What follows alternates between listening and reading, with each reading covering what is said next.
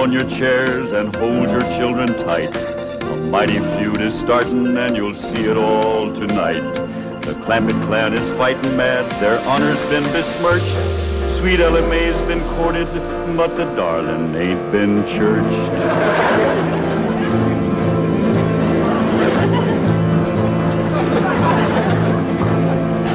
It was young Sonny Drysdale that courted her and fled. And now the Drysdale family will feel hot Clampett lead. Oh, stranger, you don't trifle with a hillman's daughter fair, or you will face his rifle and he'll deeply part your hair.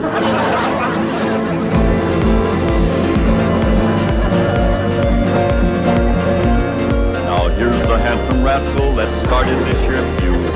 A Harvard, Yale, and Princeton man, a shifty city dude. His game was love and run away, 'cause that's the way he lives. But they don't laugh his doings with their female relatives.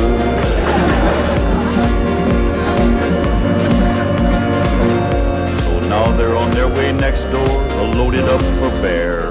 And if my name was Drysdale, I'd be getting out of there.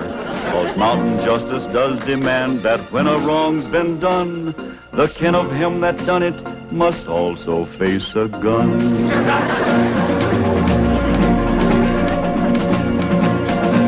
Now Sonny noticed Ellie Mae beside the swimming pool, and when he seen her figure, he lost his yen for school.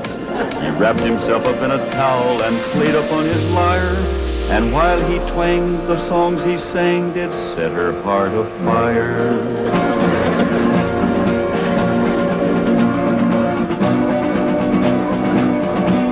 He drove his fancy auto up and took her out to spark.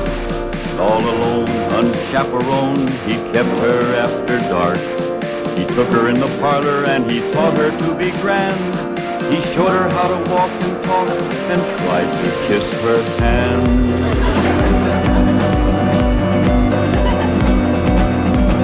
He took her to his private room to see his loving cup.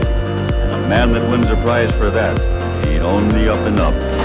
He wooed her with a tango and a rose betwixt his teeth, a smiling on the outside, but a leering underneath.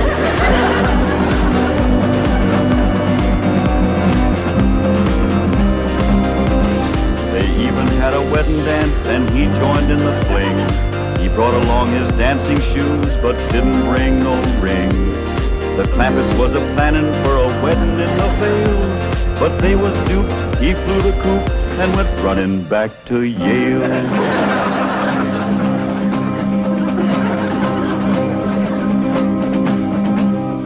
And now the Clampett clan is here to even up the score. I wouldn't want to be the man who opens up that door. You'll have to face their fury, on revenge they are intent. And if his name is Drysdale, his life ain't worth a cent. It's that butler fella. When will you Clampetts learn there are no possums to hunt in Beverly Hills? Ain't possums we's after, it's Drysdale. Well, they're not at home.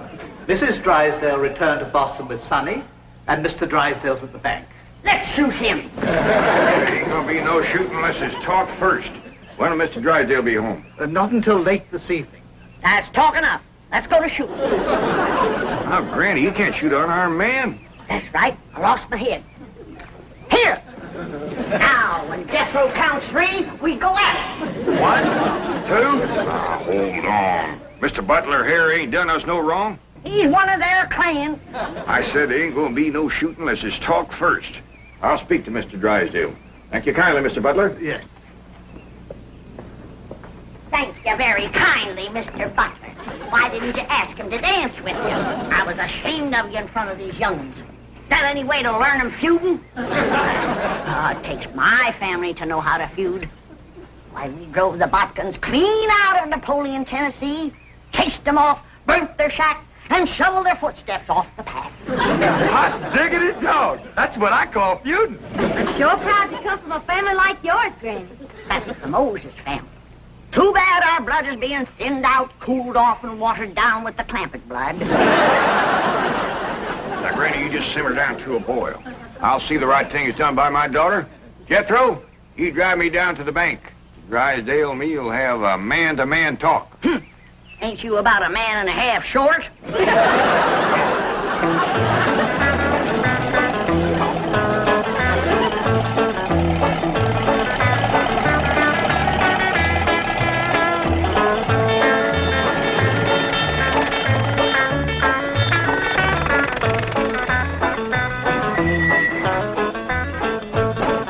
You wait here, I'll go and see Mr. Drysdale. You flush him out, Uncle Jed. I'll get him on the run. Now, who told you to bring that? Granny, she says there's got to be one fighting man in the family. You just drive around a while and cool off. Pick me up here in about a half hour. Okay, Uncle Jed.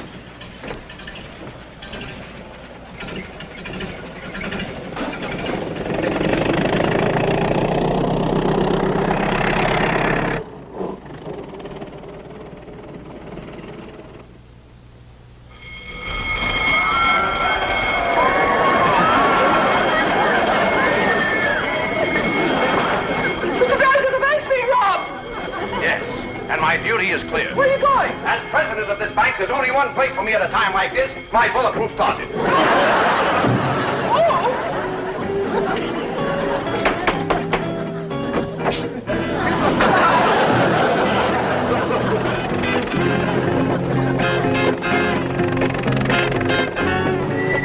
Granny! Granny! Granny! Ellie Mae! Come quick! They captured Uncle Jed! Granny! Jethro says they got Paul. Come on, Granny. The Drysdales got Uncle Jed. I dropped him off at the bank, and when I come back, they carried him off somewhere. Ambushed him, that's what it was. That butler feller. He told them he was coming, and they laid a trap for him. What'll we do, Granny? Eye for an eye and a tooth for a tooth. They took one of ours, we'll take one of them. Where's your gun, Jethro? I give it to Uncle Jed. I reckon the Drysdales got him. We lost the first battle. They took our leader and our best gun. But we ain't lost the feud. Come on. Jeb Stewart says when they think they got you licked, attack!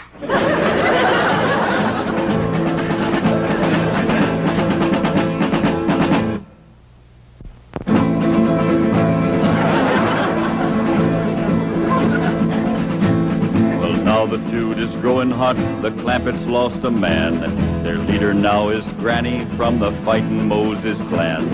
Granny learned her feudin' while a child on mother's knee, when the Moses drove the Botkins from Napoleon, Tennessee.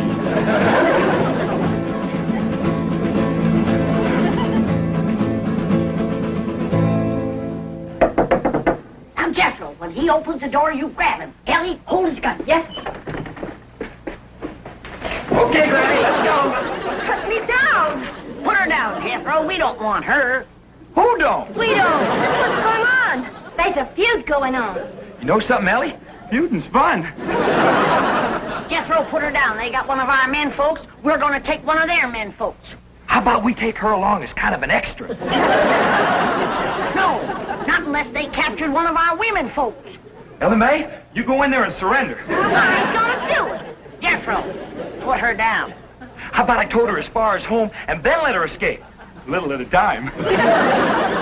Wait, what's the meaning of this? He's the one we want. You towed him, Ellie.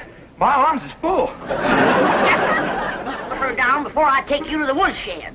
You look awful busy, Granny. Maybe I should go to the woodshed and wait for you. I think I'd better call the police. Stop in your tracks while you're able to make them. Now you turn around. Walk towards our house. I refuse to take one step. Now, you want to walk or you want to limp? You better run in and telephone the police. Never mind her, Jethro. Shoot the telephone wire.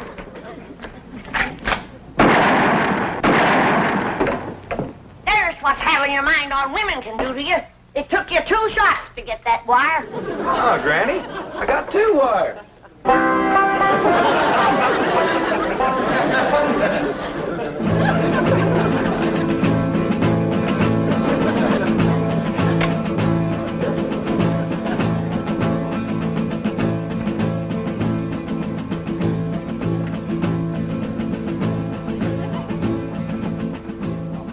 Good work, Lieutenant.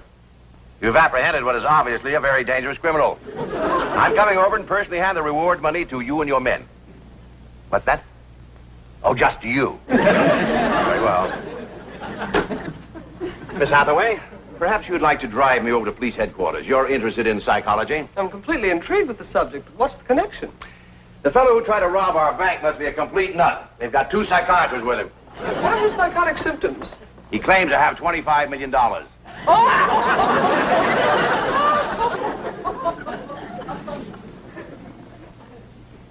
No, it couldn't be.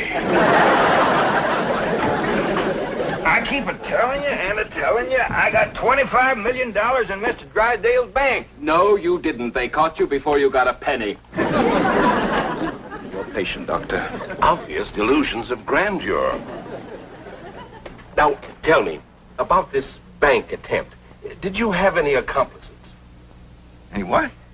Confederates? Oh, yeah, Granny. She's a Confederate. She's a Tennessee Moses. Tennessee Moses? That's right.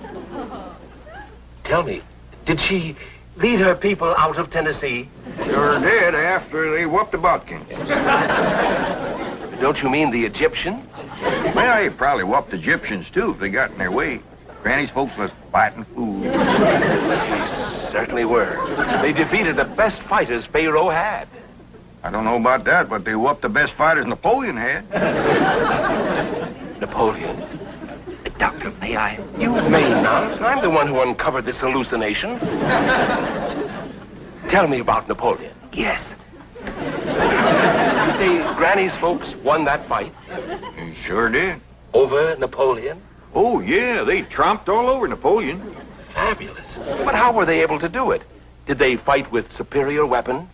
Oh, they fought with bodkin. I see. And Napoleon didn't have any bodkin? Not after Granny's folks got through with him, Napoleon didn't have a bodkin left. I remember the last day of the feud, they got Leif and Luke and Odds.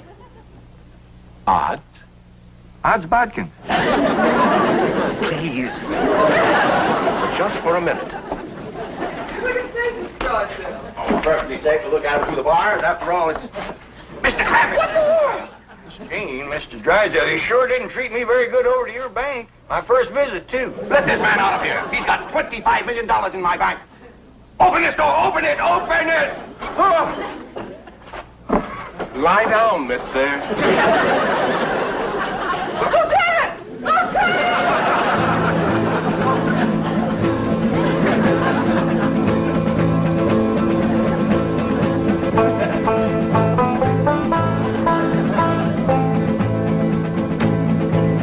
Got the prisoner all tied up, Granny. Good. Can I go back and get the other one now? No, you can't. You keep your mind on your feuding. Close the gates.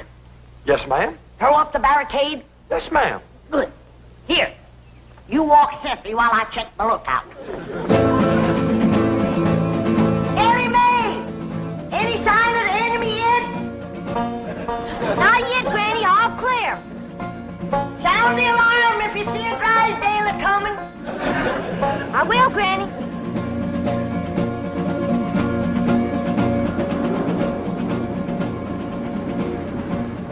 You see, all my employees are trained to be on the lookout for bank robbers. So, naturally, when they saw you walk in with your rifle, their first instinct, it appeared to them that was just... Well, you're not mad, are you, Mr. Clampett? Well, no, we're not about the bank, but we's all right upset at Sonny for running off and jilting Ellie Mae. Sonny? Jilted Ellie Mae? Well, that's what we'd call it. He sparked her for 2 weeks running. Took her driving, dancing, held her hand, kept her out past dark. Back where we come from, that's just the same as saying, will you? Provided the girl is 12 or better. Mr. Clampett, you have my word of honor. I had no idea that Ellie Mae or Ed took Sonny seriously. Now, the moment we get to your house, I'm going to telephone Sonny in Boston. Get him on the first plane, and he'll be here tonight to propose marriage to Ellie Mae. Well, now, that sure is going to smooth Granny's ruffled feathers. She's been madder than a barefoot centipede standing on a hot rock. She'll be happy when we get there.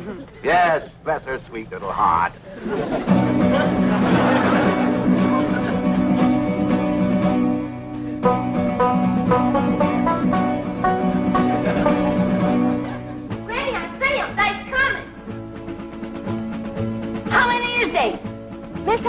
and Mr. Drysdale. They's holding Pa prisoner. Come on down. We'll stop them at the gate or blast them at the barricade. Jethro, they's a-coming. Get ready to do battle.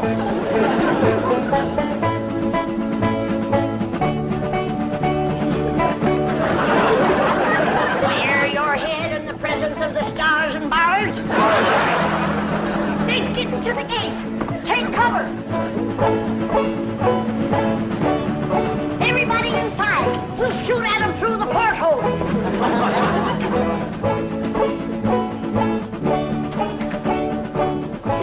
You won't hit Pa, will you, Granny? Don't worry, honey. I can hit a new laid egg out of the nest without budging the hen.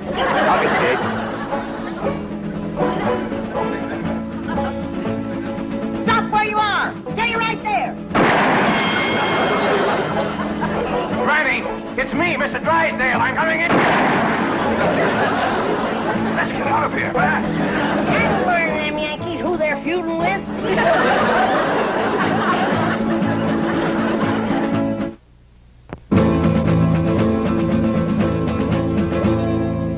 Now here's the Drysdale mansion where he's fleeing like a rat, since Granny put a bullet through his $20 hat. But even here he can't escape the scourge of Tennessee, 'cause she's got Ellie spying from the tip-top of a tree.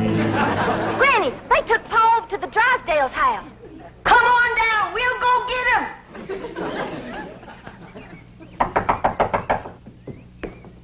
Well, I reckon we'll have to call her on the telephone. When Granny's feuding, she's sometimes hard to reason with. Reckon seeing you with that rifle kind of set her off. But that woman shot at me. Oh, Mr. Drysdale, she shot at your hat. If that little old woman ever goes to throwing lead at you, you'll be casting a polka dot shadow. Marie, Ravenwood, why don't you answer the door? Oh, thank goodness it's you. The Clampetts came and captured Ravenswood. Captured him? Yes, and Jethro picked me up in his arms. He held me and wouldn't put me down. Why? He said he was feuding. Well, now, don't you worry, Marie. We're going to get this whole thing all straightened out. Marie, tell me more about your frightening experience with Jethro. Well, there was a knock. I opened the door, and Jethro just swept me up into his big, strong arms, held me tight, and wouldn't let me go.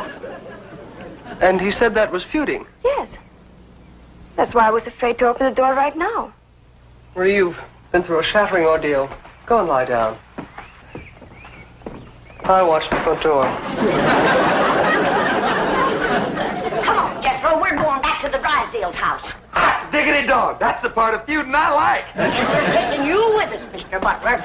And if they harm one hair on Jed, that one hair you got will pay the price. Oh, won't you please listen to me? Mr. Drysdale's not feuding with you. He's a peaceful man. He's never shot anything but skeets. Skeets? How many did he get? We did very well. 98 out of 100. That's better than we did with the Bodkins. Ready, Granny? Come on, young'uns. We got our feuding cut out for us. That Drysdale's our shooting fool. Now, Ellie Mae, you carry the flag high and proud. If they shoot you, don't you let it touch the ground. Throw it to Jethro as you're falling. I'll do it, Granny. What'd you do that for? If there's any long-range shooting, they'll think he's one of us and drop him first. Forward! March!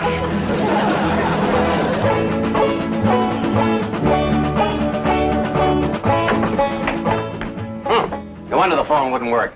Marie said Jethro shot down the wires. Well, we can go next door and use the Miller's phone. Yep.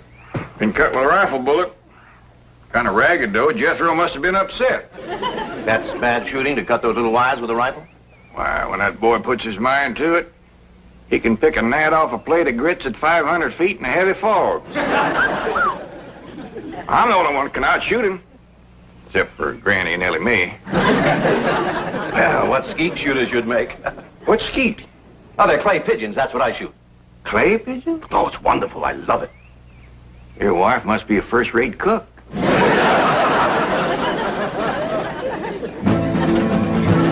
Now Here comes Granny's little band to free their leader, Jed. And anyone that blocks their path might just as well be dead. For though their numbers may be small, the flag that leads their way is the flag that led Pickett's charge at Gettysburg, PA.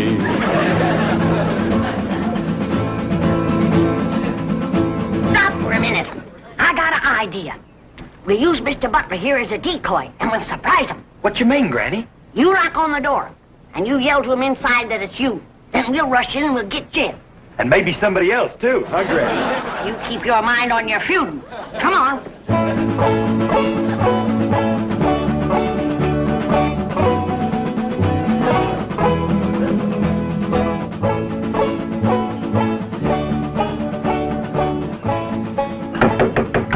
It's me, Ravenswood. Open up. Marie! You may open it. Nothing to be afraid of. It's just Ravenswood. Step aside, decoy. Ellie, you guard him. Jethro. When they open the door, we'll rush him.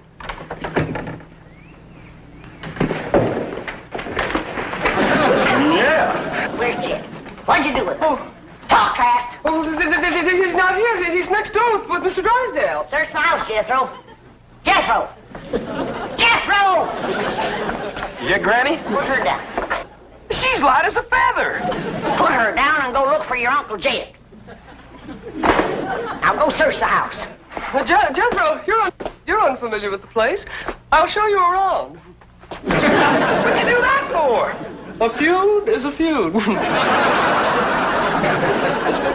Granny, here comes Pa and Mr. Drysdale. I'll pick that varmint off like I picked a bodkin off a rail fence. Hey, what in the world are you doing?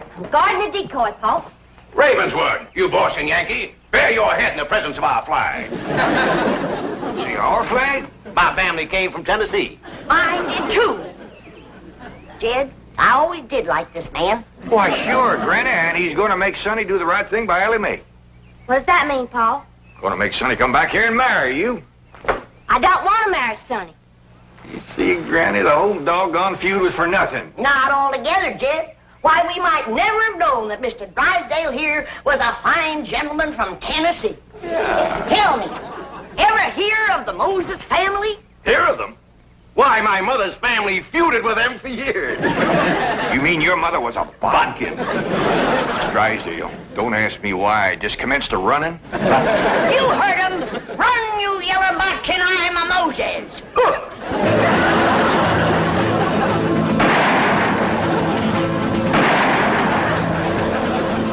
For a city feller, he sure can run. Like a scared rabbit. Well, let's go home. Put her down. Oh, listen, Granny. I heard you and Uncle Jed talking about what to get me for Christmas. This here will save you shopping. Oh, you can't take her home for Christmas. Now put her down. One of these days, I got to have a long talk with this boy.